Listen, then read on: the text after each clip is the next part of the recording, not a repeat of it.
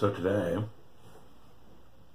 social media exploded with the Teen Vogue headline and story. So Teen Vogue, right? So like for 13-year-old girls. Anal sex. How to do it the right way.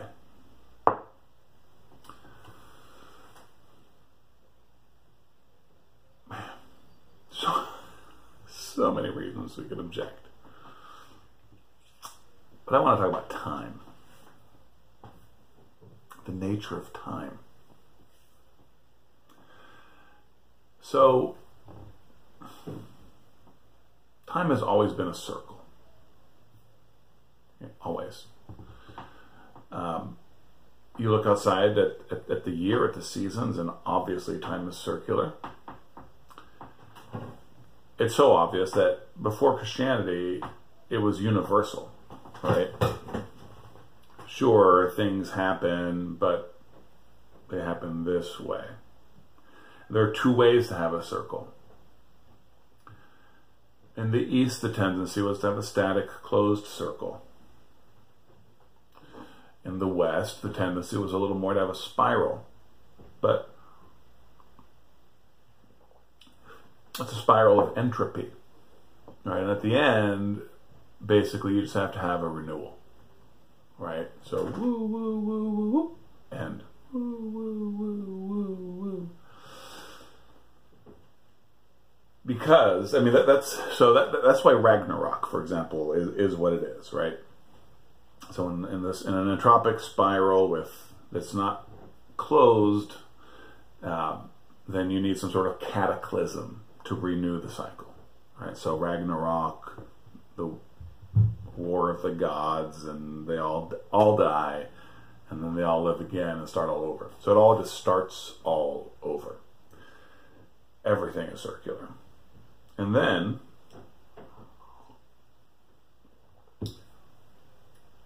the Jews, who already had these ideas of consummation and God is doing something in history, Jesus comes. Jesus.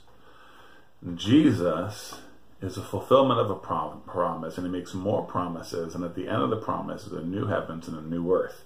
And this new heavens and new earth is perfect, right? It's not beginning the same old thing again.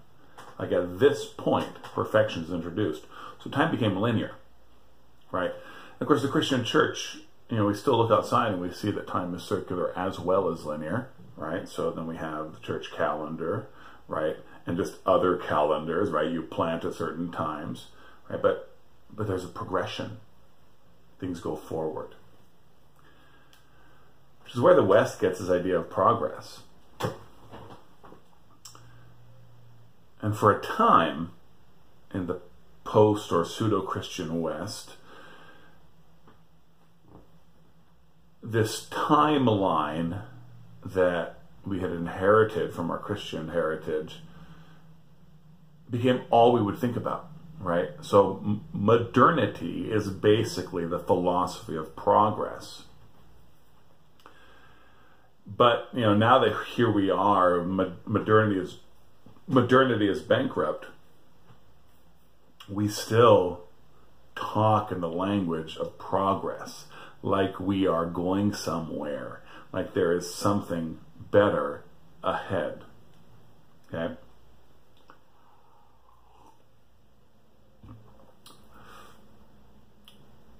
So, although most people these days don't believe that, they're snobs, they're chronological snobs, but they're not going to say out loud that one culture is better than another, right? So, one culture is not better than another, but still, we can accuse people of backwards thinking, right?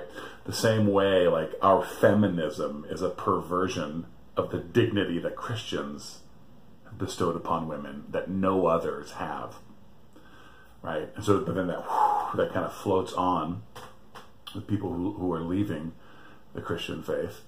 The same thing has happened with time, and it becomes really perverted and dictatorial and nasty, right? Because Without Christ, the dignity of women comes at the cost of the dignity of men. That's how people always have been without Christ. And without Christ, time as a line has a human cost, right? Because it despises what came before and worships what is coming after. We're trapped in this time of, well, yeah. So why am I saying all this, right? Because we laugh at Victorians and their sexual prudery, but we have sexual orthodoxy, a very strong sexual orthodoxy. We laugh at the age of exploration. We scorned them. We deride them for doing the things they did, and yet we don't even leave our couches, right? We dare to condemn them, but we don't even leave our couches. We vaunt ourselves above the medievals, right? I mean, the people who built the cathedrals, right? We vaunt ourselves over them and laugh at them for their ignorance. But the greatest architectural achievement of this age is transparency, is nothingness, right? Is making things not be. I mean, that's our greatest architectural achievement. We mock the Elizabethans for killing in the name of religion, but we kill in the name of democracy.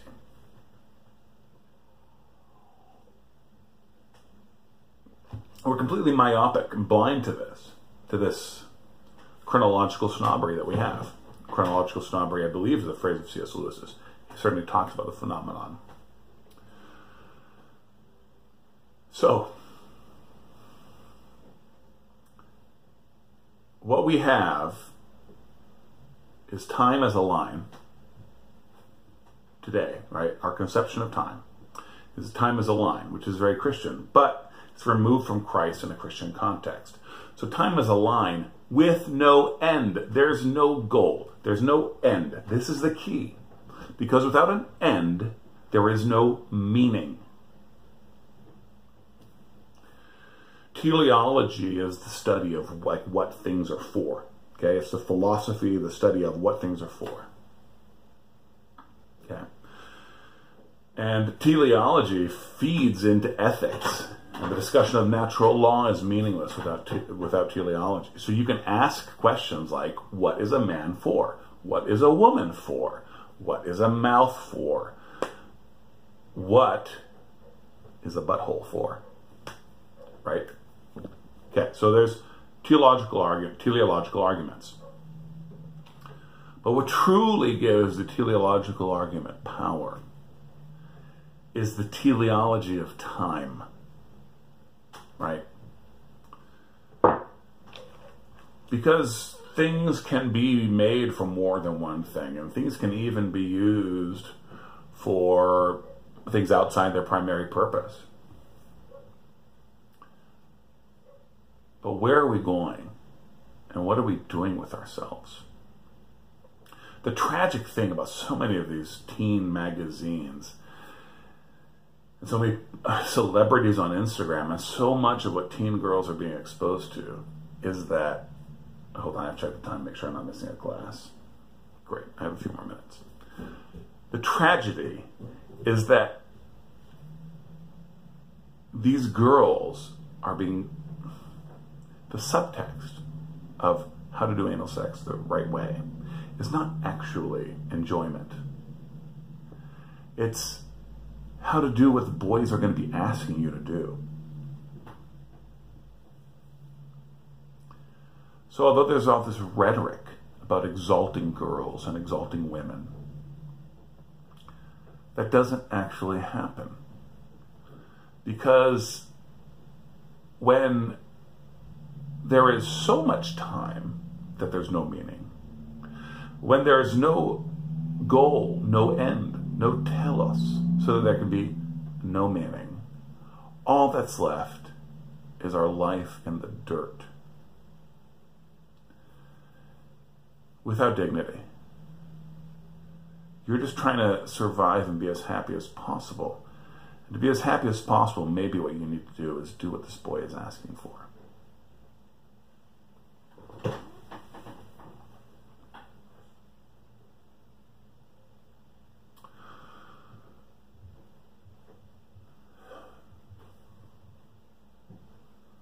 Without meaning, without telos, without a goal, something that we are moving toward, there's nothing. I mean, just nothing. We can't make any claims to dignity, personal worth, sin, righteousness, ethics, none of it. None of it is real. None of it exists. You need to know what you're for. Your wife needs to know what you're for. Your kids need to know what you're for. And what you're for is exalting Christ and proclaiming the kingdom. That's what you're for. And that percolates down into everything. Everything. And it can percolate down in different manners, right? But we're all moving towards the same goal. So that means that we have a mission and a purpose. We have the dignity of that purpose. We have the self-esteem that comes from having a mission and a purpose. Right? I mean, our own dignity comes from the fact that we are made in the image of God. And it comes from the fact that God has made us his children and given us something to do. Right?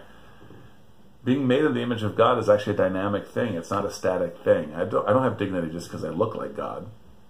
Although I do. Interesting to think about. It's that the image of God is dynamic and creative. And dynamism and creativity for beings like us has no meaning outside of time. It only has meaning in time, and it moves forward. What am I trying to say? I'm not sure. I guess just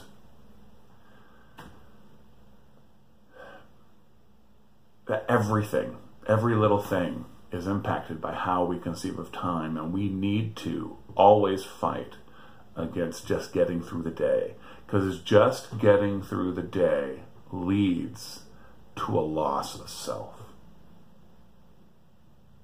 Okay? We lose ourselves when we're just trying to get through the day, when we're just trying to survive. When we are being Christ-like, when we are conforming ourselves to the image of Christ, then there is a purpose to every day. And if you find yourself getting lost, you need to stop. Right? You need to reevaluate. You need to realize that you're not made just to get through this day.